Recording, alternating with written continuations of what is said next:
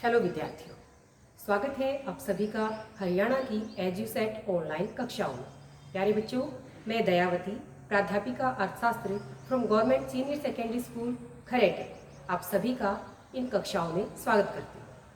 प्यारे बच्चों, अपनी आज की इस कक्षा में हम कक्षा 11 में अर्थशास्त्र विषय का तीसरा अध्याय, जिसका नाम है आंकड़ों के संकलन की जनगणना व प्रतिदर्श विधि, ये चैप्टर हम पढ़ेंगे। इससे पहले इस चैप्टर की एक कक्षा हम ले चुके हैं, जिसके अंदर हमने पढ़ा था कि आंकड़ों के संकलन करने की दो विधियों के बारे में। पहली विधि जिसका नाम है जनगणना विधि, दूसरी विधि जिसको हम प्रतिदर्श विधि कहते हैं। तो जनगणना विधि वह विधि जिसके अंदर हम अपने समग्र की प्रत्येक इकाई का एक एक करके अलग अलग से अध्ययन करते हैं, और दूसरी प्रतिदर्श विधि जिसके अंदर हम समग्र की प्रत्येक इकाई का अलग अलग अध्ययन ना करके उन इकाइयों का प्रतिनिधित्व करने वाला एक कुछ हम जो उसका प्रतिनिधित्व करता है उस सैंपल को हम चुनते हैं और उस सैंपल का हम अध्ययन करते हैं। तो उसे हम क्या कहते हैं?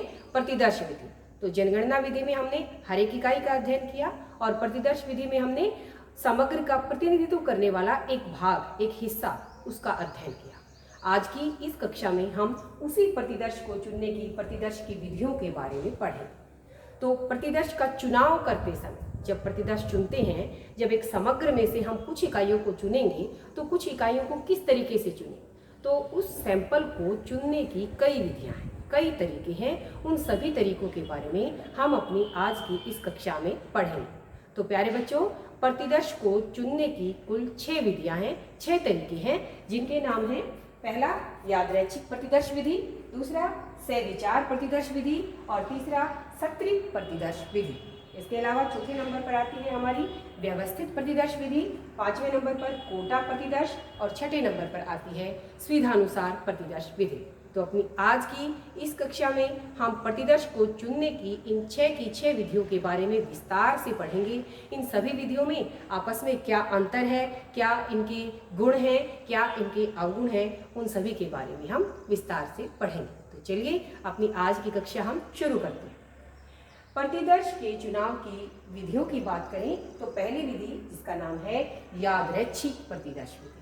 यादरैखिक प्रतिदर्श विधि, इसे हम रैंडम मेथड भी बोलते हैं। तो क्या होती है यादरैखिक विधि? रैंडम विधि, जिसके अंदर हम क्या करते हैं कि जो हमारा समग्र है, समग्र की मान लिया हमारे पास 50 इकाइयाँ हैं, तो उन 50 इकाइयों में से हमें 5 इकाइयाँ चुननी है। तो कौन सी 5 इकाइयाँ चुनी जाए? ये चुने जाने के समान अवसर होते हैं। उन 50 की 50 इकाइयों में से कोई भी चुनी जा सकती है। कौन सी चुनी जाएगी, कौन सी छोड़ दी जाएगी, इसके बारे में स्वयं अनुसंधानकर्ता को भी कुछ पता नहीं होता।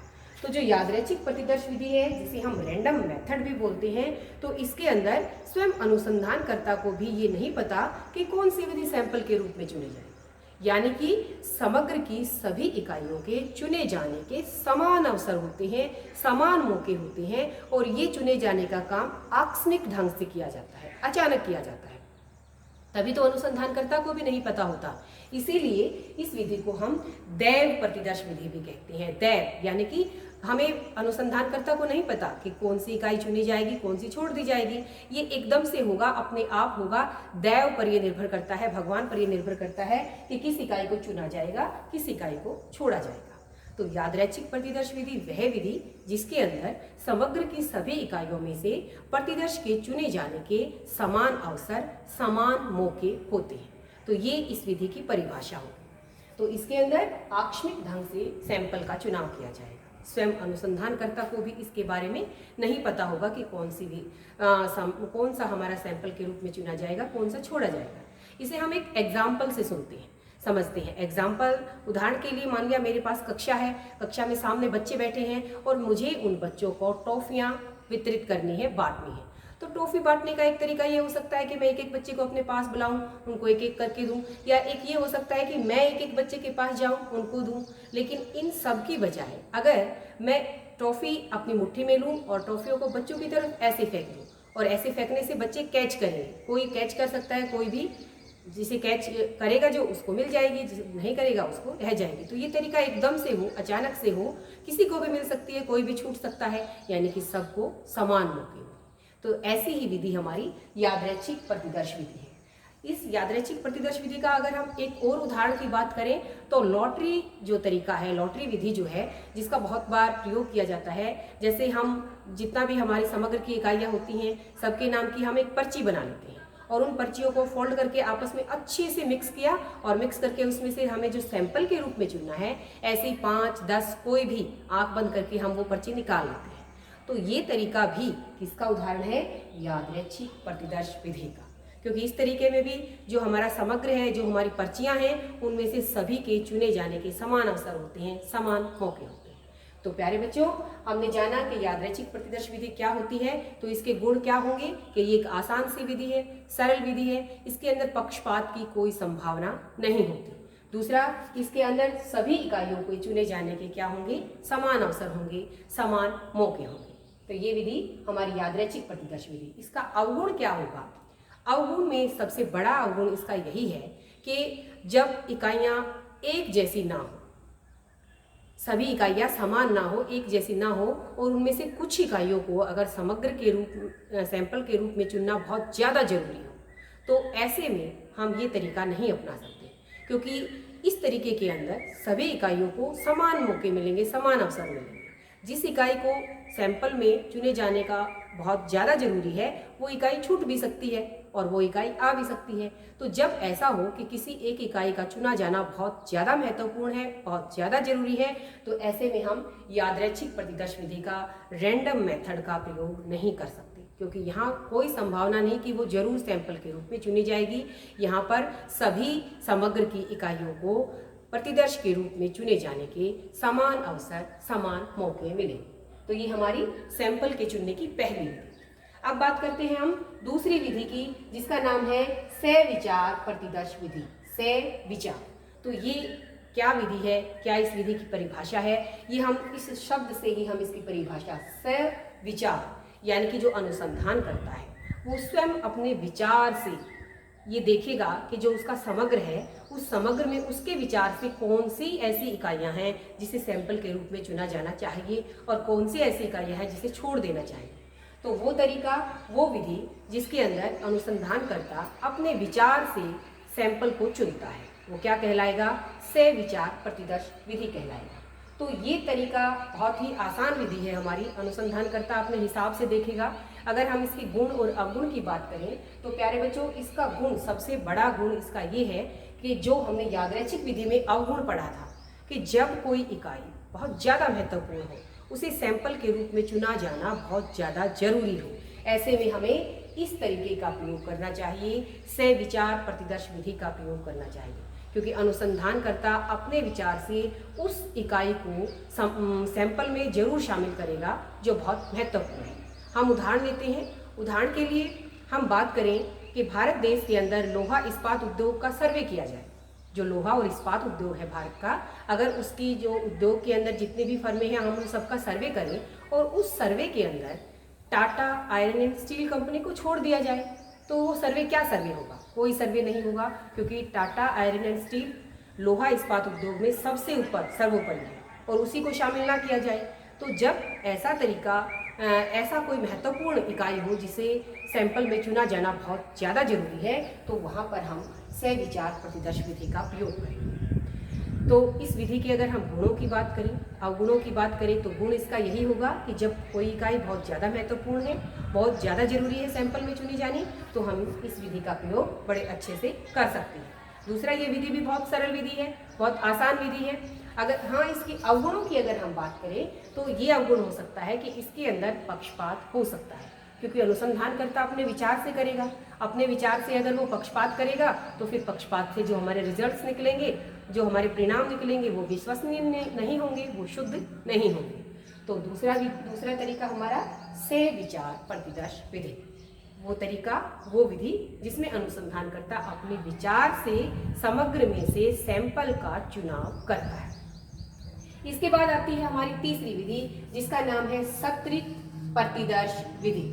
सत्रित यानी कि इसके अंदर हम जो हमारा समग्र है उसको अलग अलग सत्रों में बांटेंगे। प्यारे बच्चों, इस विधि का एक और नाम भी है, वो नाम है मिश्रित प्रतिदर्श विधि। सत्रित और मिश्रित, अगर हम इस विधि की परिभाषा की बात करें तो हम इसकी परिभाषा को भी यहीं से समझ सकते हैं। सत्रित यानी कि जिस विधि के अंदर हम अपने समग्र को अलग अलग सत्रों में बांटेंगे, और मिश्रित यानी कि इस विधि के अंदर मिश्रित है ये, यानी कि दो का मिश्रण है। तो ये जो विधि है, इस विधि में दो विधियों का, जो पहले हमने दो विधियां पढ़ी, यादृच्छिक प्रतिदर्श विधि और सविचार प्रतिदर्श विधि, इन दोनों का मिला जुला रूप हमें यहाँ पर देखने को मिलेगा। सत्रित प्रतिदर्श विधि में हमें देखने को मिलेगा। तो क्या है सत्रित प्रतिदर्श विधि, हम इसे समझते हैं। समझने के लिए हम एक उदाहरण लेते हैं। उदाहरण के लिए हमारे पास कक्षा है, कक्षा के विद्यार्थी हैं और 50 विद्यार्थी हैं। उन 50 विद्यार्थियों को हम अलग अलग सत्रों में उनकी विशेषताओं के आधार पर बांटते हैं। विशेषता हम देखेंगे क्या विशेषता है। हम विशेषता ये भी बांट सकते हैं कि 50 में से हो सकता है 30 लड़के हैं और 20 लड़कियां हैं, तो दो सत्र बन गए, लड़कों के अलग लड़कियों का अलग। कुछ हमें सैंपल के रूप में मान लिया हमें 5 इकाई चुननी है, तो अगर 30 लड़के हैं तो हम 30 में से कुछ लड़के चुनेंगे और 20 में से कुछ लड़कियां चुनेंगे। क्योंकि लड़के ज़्यादा हैं तो हम लड़कों को हो सकता है मान लिया 5 का चुनाव करना है, तो 30 में से हमने 3 लड़कों का चुनाव कर लिया सैंपल के रूप में, और 20 में से 2 लड़कियों का चुनाव कर लिया। तो पहले हमने क्या किया, सबसे पहले हमने क्या किया, हमने अपने समग्र को अलग अलग सत्रों में बांटा। और अलग अलग सत्रों में कैसे बांटा, उनकी विशेषताओं के आधार पर। जैसे हमने बांट दिया लड़का लड़की, या ऐसे हो सकता है कि सब्जेक्ट वाइज हम बांट सकते हैं। कोई भी विशेषता हमें विशेषता लेनी है और विशेषता के आधार पर बांटना है। हम आर्ट्स के विद्यार्थी हैं, कॉमर्स के हैं, साइंस के हैं, तो उन विशेषताओं के आधार पर सबसे पहले क्या करेंगे, हम अलग अलग सत्रों के अंदर बांटेंगे। तो अलग अलग सत्रों में बांटने के बाद फिर हम क्या करेंगे, जो हमने अलग अलग सत्र बांटे, ये स्तर क्या है, हमने अपने विचार से बांटे हैं। हमने अपने विचार से लड़के लड़कियां अलग अलग या सब्जेक्ट वाइज अलग अलग। तो जो पहला मिश्रण है सविचार विधि का, उसके अंदर हमने क्या किया कि हमने अपने समग्र को, अपने आंकड़ों को अपने विचार से अलग अलग सत्रों में अलग अलग विशेषताओं में बांटा। फिर उस प्रत्येक स्तर से, जैसे लड़के अलग लड़कियां अलग, उस प्रत्येक स्तर से हम यादृच्छिक तरीके से सैंपल का चुनाव करें। यादृच्छिक तरीका क्या बताया था मैंने, कि एकदम से अचानक से सबको समान मौका मिले। जो 30 लड़के हैं उन 30 लड़कों में से कोई 3 चुने जा सकते हैं, सबको समान मौका मिले। 20 लड़कियां हैं, उन 20 लड़कियों में से कोई भी 2 लड़कियां चुनी जा सकती हैं, सबको समान मौका मिले। तो सत्रित या मिश्रित प्रतिदर्श विधि दो विधियों का मिश्रण है, सविचार प्रतिदर्श विधि और यादृच्छिक प्रतिदर्श विधि। जब हम सत्र बनाएंगे विशेषताओं के आधार पर, तो वो स्तर हम अपने विचार से, अनुसंधानकर्ता अपने विचार से बनाएगा, और उस प्रत्येक स्तर से जो सैंपल चुनेगा वो सैंपल वो यादृच्छिक तरीके से चुनेगा। तो प्यारे बच्चों, तीसरी विधि प्रतिदर्श के चुनाव की तीसरी विधि, जिसका नाम क्या है, सत्रित या मिश्रित प्रतिदर्श विधि, इसके अंदर दो विधियों का मिश्रण होता है। इसके बाद प्रतिदर्श के चुने जाने की हमारी अगली विधि आती है, और इस विधि का नाम है व्यवस्थित प्रतिदर्श विधि। व्यवस्थित प्रतिदर्श विधि ये चौथे नंबर की हमारी विधि है। तो व्यवस्थित प्रतिदर्श क्या विधि है, क्या इसकी परिभाषा है, और इस विधि के अंदर हम कैसे प्रतिदर्श का चुनाव करेंगे। तो सबसे पहले हम क्या करेंगे कि जो हमारा समग्र है, समग्र के हमारे जितने भी आंकड़े हैं उन सबको हम व्यवस्थित करें, सिस्टेमैटिक ढंग से उनको हम जचाएंगे। तो यही इस विधि की परिभाषा भी होगी कि व्यवस्थित प्रतिदर्श विधि वह विधि होती है जिसमें हम सबसे पहले समग्र को व्यवस्थित करेंगे। और समग्र को व्यवस्थित करने के क्या तरीके हैं, ये तरीके हमारे 3 तरीके हो सकते हैं। पहला तरीका समग्र को जचाने का भौगोलिक, और दूसरा तरीका होता है समग्र को जचाने का, वो है हमारा संख्यात्मक। ये क्या तरीका होता है, इसमें क्या करते हैं, ये सब मैं आपको अभी बताऊंगी। एक और तरीका भी है आंकड़ों को व्यवस्थित करने का, और वो तरीका है वर्णात्मक। तो सबसे पहले हम अपने समग्र की सभी इकाइयों को व्यवस्थित करेंगे, जचाएंगे सिस्टेमैटिक तरीके से। और किस तरीके से, वो तरीका हमारा भौगोलिक हो सकता है, संख्यात्मक हो सकता है, वर्णात्मक हो सकता है।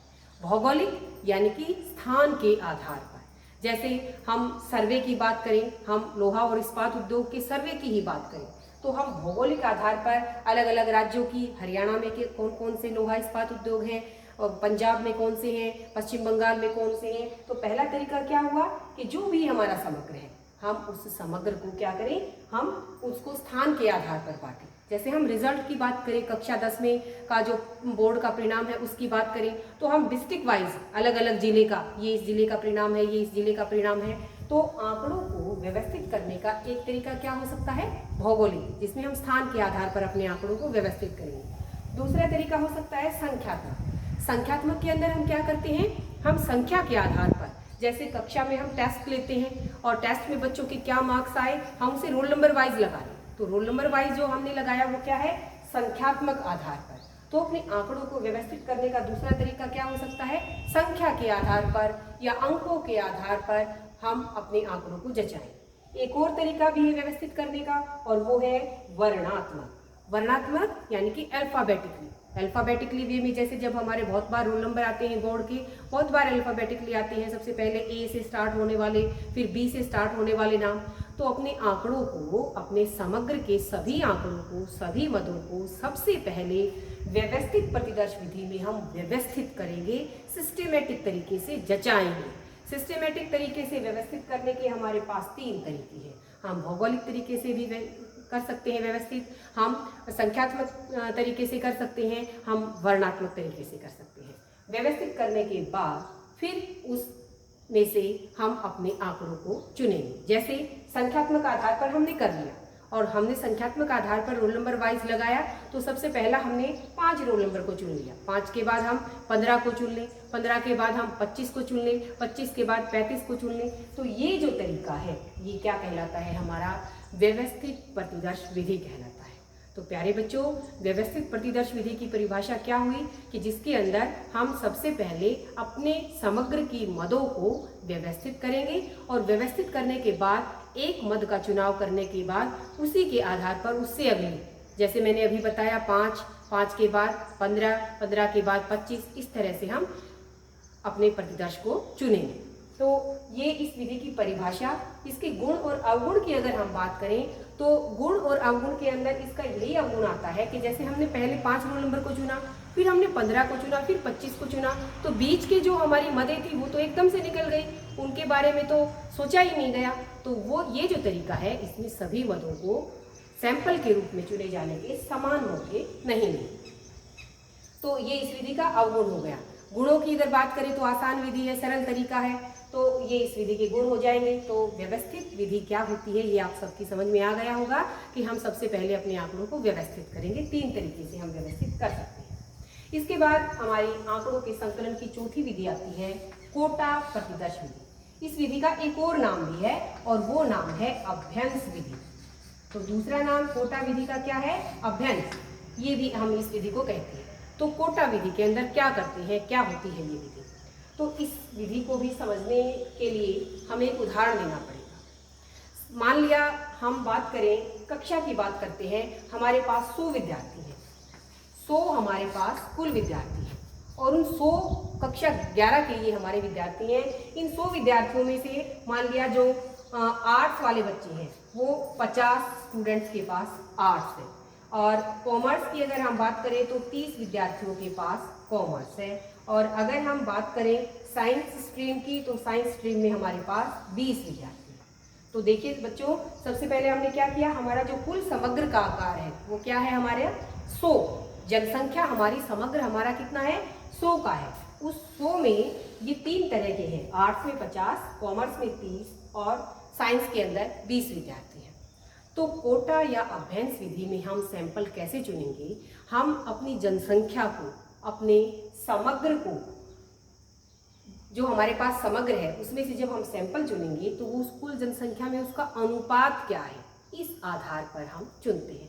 जैसे हमें सैंपल के रूप में 10 इकाइयाँ चुननी है, हमारे जो समग्र है उसका आकार कितना है, 100 में से हमारी जनसंख्या का आकार, समग्र का आकार 100, और 100 में से हमें सैंपल के रूप में 10 का चुनाव करना है।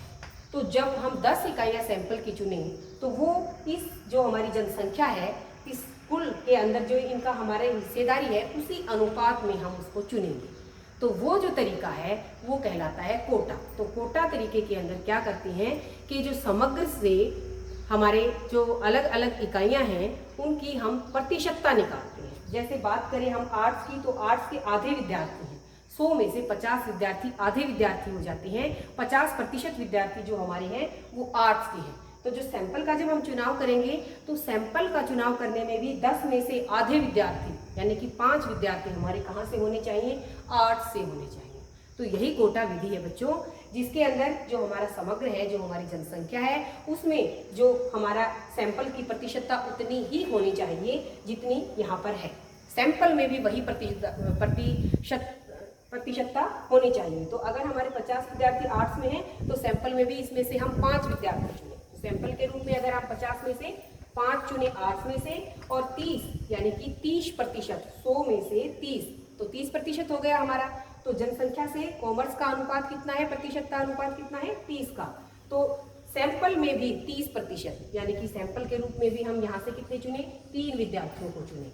और ऐसे ही जो साइंस के विद्यार्थी हैं 20, 100 में से 20 यानी कि 20% हैं, तो सैंपल में भी 20% ही होनी चाहिए। तो यहाँ पर हम मान लिया 20 में से 2 विद्यार्थियों का चुनाव करें। तो 5 और 3 8 और 2 10 यानी कि जो हमने सैंपल 10 का चुनाव किया वो उसी प्रतिशत मात्रा के आधार पर होना चाहिए जो उनका जनसंख्या का हिस्सेदारी यहाँ पर है। तो आर्ट्स के 50 थे, आधे थे, तो सैंपल में भी ये आधे हैं। कॉमर्स के 30% थे तो सैंपल में भी 30% ही है।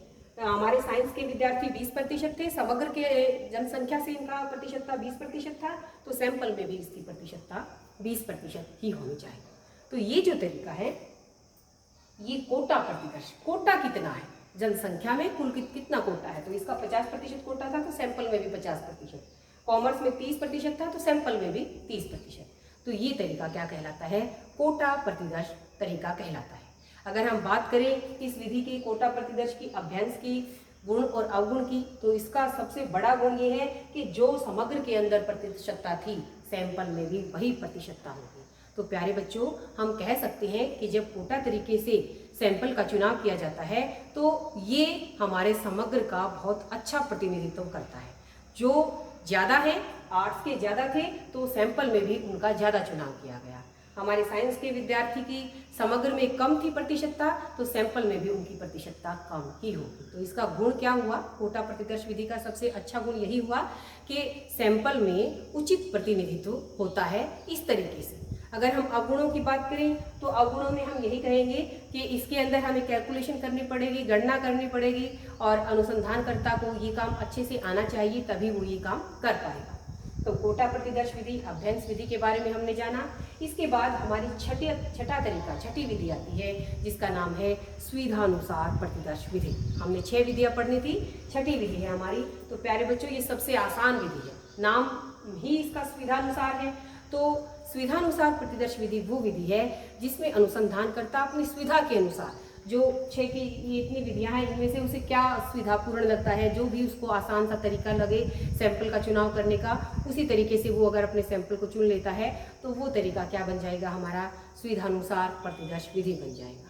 तो हमने 6 विधियाँ पढ़ी प्रतिदर्श के चुनाव की, प्रतिदर्श की 6 विधियों का हमने गुण अवगुण पढ़ा। सुविधानुसार विधि बहुत आसान विधि है, सरल विधि है, यही इसके गुण आएंगे। तो 6 विधियों के बारे में हमने जाना। इसके बाद आता है कि जो प्रतिदर्श है, जो सैंपल है, इसकी विश्वसनीयता। ये एक और प्रश्न हमारा बनता है कि सैंपल की विश्वसनीयता किन किन बातों पर निर्भर करती है, किन किन तत्वों पर निर्भर करती है। वैसे हमने अभी सैंपल के चुनाव की 6 विधियों के बारे में पढ़ा। अब अगर हम बात करें कि सैंपल का जो प्रतिदर्श है उसकी विश्वसनीयता किन बातों पर निर्भर करती है, तो प्यारे बच्चों, इस प्रश्न में सबसे पहले हम कहेंगे कि प्रतिदर्श की विश्वसनीयता सबसे पहले प्रतिदर्श के आकार पर निर्भर करती है। जो हमने सैंपल चुना उस सैंपल का आकार कितना है, साइज कितना है। अगर हमारा समग्र बहुत बड़ा है, लाखों में है और हजारों में है, और हम उसमें से बहुत कम चुने, जैसे मान लिया हमारे पास 10,000 बच्चे हैं और उनमें से हम 10 का चुनाव करते हैं तो बहुत छोटा हो जाएगा। तो सैंपल का आकार, सैंपल का साइज हमारे समग्र के अनुसार होना चाहिए। समग्र बहुत बड़ा है तो उसी के आधार पर हमारा साइज बनेगा। तो हम 10,000 में से अगर 1000 लें तो वो उचित प्रतिनिधित्व करेगा 10 की बजाय। तो सबसे पहली प्रतिदर्श की विश्वसनीयता किस पर निर्भर करती है, सैंपल के आकार पर निर्भर करती है। दूसरी बात, अगर हम सैंपल की विश्वसनीयता की बात करें तो वो चीज़ है कि प्रतिदर्श को चुनने की हमारी विधियाँ जो हमने अभी पढ़ी, हमारे सैंपल के चुनाव की हमने कौन सी विधि का प्रयोग किया। अगर हमारी विधि ऐसी है जो अच्छे से उचित प्रतिनिधित्व कर रही है तो उस विधि के ऊपर भी बहुत कुछ निर्भर करता है कि हमारे सैंपल कितना विश्वसनीय होगा, कितना सही होगा, कितना शुद्ध होगा, और उसी के आधार पर फिर हमारे परिणाम निकलेंगे। तो दूसरा महत्वपूर्ण क्या है कि सैंपल के प्रतिदर्श के चुनने की विधि कौन सी है। तीसरी अगर हम बात करें सैंपल की विश्वसनीयता किस पर निर्भर करती है, तो वो निर्भर करती है गणकों पर।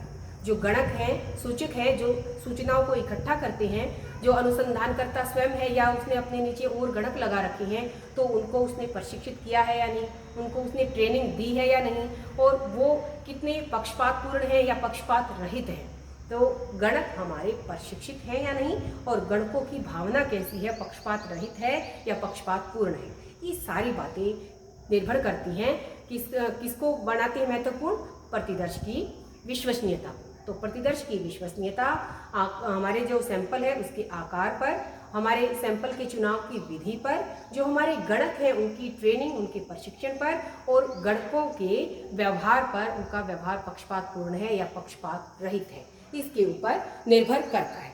तो प्यारे बच्चों, हमने अपनी आज की इस कक्षा में पढ़ा कि ये हमारी जो विधियां हैं, इन सभी विधियों के बारे में हमने जाना अच्छे से। अब हमने जो अब तक पढ़ा है उसके लिए हम कुछ MCQs का अध्ययन करते हैं और जानते हैं कि हमें कितना समझ में आया, कितना हमने पढ़ा। तो प्यारे बच्चों, मैंने यहाँ पर 2 MCQ लिए हैं और यहाँ से हम चेक करते हैं, देखते हैं कि हमने जो पढ़ा वो हमारा कितनी समझ में आया। सबसे पहला प्रश्न हमारा है कि प्रतिदर्श विधि का मुख्य गुण क्या है।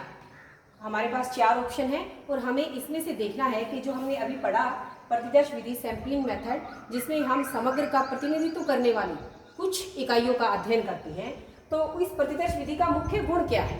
तो सबसे पहला ऑप्शन है हमारे पास समय की बचत। इस विधि का प्रयोग करने से समय की बचत होती है या नहीं होती है। दूसरा चीज है विशिष्ट ज्ञान की आवश्यकता। सैंपल जो मेथड है, प्रतिदर्श जो विधि है, इस विधि का प्रयोग करने से हमें किसी विशेष ज्ञान की प्राप्ति होती है। और तीसरा अशुद्ध निष्कर्ष हमारे अशुद्ध निकलते हैं। बी नंबर पर आता है दोनों, जो बी विशिष्ट ज्ञान ये और अशुद्ध निष्कर्ष ये दोनों। तो इनमें से कौन सा ऑप्शन हमारे प्रश्न का सही उत्तर होगा। प्रतिदर्श विधि का मुख्य गुण। तो प्यारे बच्चों, क्वेश्चन को पढ़ते ही हमारी समझ में आ जाएगा कि सैंपलिंग मेथड में हम सभी इकाइयों का अध्ययन तो करते नहीं, उनका प्रतिनिधित्व करने वाली कुछ इकाइयों का अध्ययन करेंगे। तो उससे क्या होगा, उससे समय की बचत होगी। जब हम हर एक इकाई का अलग अलग अध्ययन करेंगे तो उसमें हमारा बहुत ज़्यादा समय लगेगा, बहुत ज़्यादा हमारी मेहनत लगेगी। और ये जो हमारी सैंपलिंग या प्रतिदर्श जो विधि है, इसमें इन सभी की बचत होती है, कम लगता है समय, कम मेहनत लगती है। तो हमारा सही ऑप्शन, सही उत्तर क्या होगा, ए, समय की बचत होगी। इसके बाद दूसरा प्रश्न है हमारा निदर्शन के आवश्यक तत्व। तो ये हमने अभी पढ़ा था। निदर्शन, हम सैंपल को ही निदर्शन बोलते हैं, प्रतिदर्श को ही निदर्शन भी कहा जाता है। तो निदर्शन यानी कि प्रतिदर्श जो हमारा है, जो सैंपल हमने चुना है, बहुत सारी इकाइयों में से कुछ इकाइयाँ जो हमने चुनी है, उसका आवश्यक तत्व क्या है। तो अभी हमने पढ़ा था थोड़ी देर पहले ही कि आवश्यक तत्व कौन कौन से होते हैं। तो सबसे पहला आवश्यक तत्व प्रतिनिधित्व, बी नंबर पर है स्वतंत्रता, सी नंबर पर ए और बी दोनों, और डी कोई नहीं। तो ए क्या है, प्रतिनिधित्व का अर्थ क्या है, यानी कि जो हमने सैंपल चुना, जो हमने 100 में से 10 विद्यार्थी चुने, तो वो विद्यार्थी ऐसे हों जो सबका प्रतिनिधित्व कर रहे हो, यानी कि सबके जैसे हों, सबका अच्छे से प्रतिनिधित्व कर रहे हैं। ये प्रतिनिधित्व का अर्थ है, जो सबका रिप्रेजेंट कर रहे हैं। दूसरा बी यानी कि स्वतंत्रता। स्वतंत्रता के अंदर मैंने आपको बताया था पहले कि स्वतंत्रता क्या होती है, यानी कि एक इकाई का हमने चुन लिया और जो दूसरी इकाई है वो आपस में ऐसे जुड़ी हुई ना हो कि अगर हम 2 में से एक को चुन लें और एक रह जाए तो उस जो हमने चुनी उसके ऊपर उसका प्रभाव पड़े। वो दोनों एक साथ है तो अच्छा जो प्रदर्शन होता है, एक साथ नहीं है। यानी कि अगर कुछ इकाइयाँ ऐसी हैं जो एक दूसरे से जुड़ी हुई हैं, जिनको हम साथ ही लेंगे, छोड़ेंगे तो दोनों को छोड़ेंगे, तो ऐसी इकाइयाँ स्वतंत्र इकाइयाँ नहीं हैं। स्वतंत्र इकाइयाँ वो होती हैं कि किसी को भी चुन लिया, किसी को भी छोड़ दिया, इससे उनके ऊपर कोई प्रभाव ना पड़े। तो प्रश्न हमारा क्या है कि निदर्शन के आवश्यक तत्व कौन कौन से हैं। तो सी जो ऑप्शन है जिसके अंदर लिखा हुआ है कि दोनों, ए और बी दोनों, तो प्रतिनिधित्व भी करना चाहिए हमारा सैंपल और हमारा सैंपल स्वतंत्र भी होना चाहिए। तो हमारा जो सही उत्तर है वो हमारा सी ही होगा, क्योंकि प्रतिनिधित्व और स्वतंत्रता दोनों इसके अंदर आ जाती हैं। तो हमारा सही उत्तर कौन सा होगा? सी, दोनों, ए और बी दोनों। तो बच्चों, हमने इस तरह से जाना कि आंकड़ों के प्रतिदर्श की जो विधियां हैं वो कौन कौन सी थी, उनके आधार पर हमने कुछ एमसीक्यूज भी करे, जिससे हमने समझ में आया कि भाई किस तरह से हमें प्रश्नों के उत्तर देने हैं। तो आज के लिए इतना ही।